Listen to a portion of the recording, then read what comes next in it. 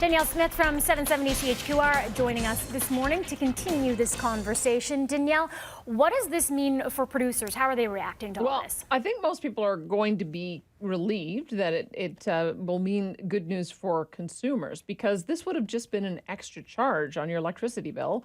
If you look at your electricity bill, there's already a lot of charges on it. The notion behind it, because they wanted to move to a larger share of renewable power, wind and solar, intermittent power, that they needed to have a backup to make sure that they could keep the lights on when wind and solar weren't working. And so the notion was that they would pay natural gas plants, which are the ones that can turn on and turn off, so that they could maintain some stability in the grid. So essentially they were going to be paying just these companies just to exist, as opposed to for the power that they were producing. So they've decided to scrap that whole idea. It's interesting to me that it's being supported by everyone in the industry.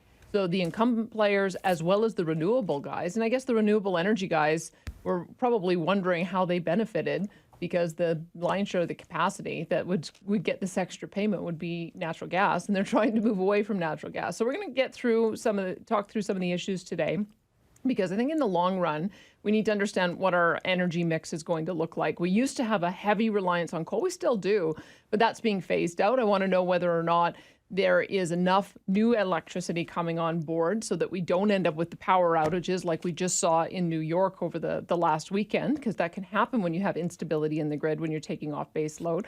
And also just figure out what the future looks like for investment in renewables and what we can expect for power prices. Whenever governments start messing around with the electricity system, they create investor uncertainty, there's underinvestment, and then in the worst case scenario, you don't find out about it until it's too late.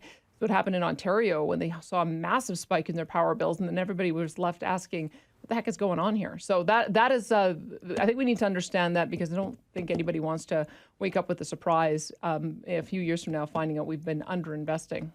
Danielle, thanks for weighing in. Have a good weekend. Yeah, my pleasure. You too.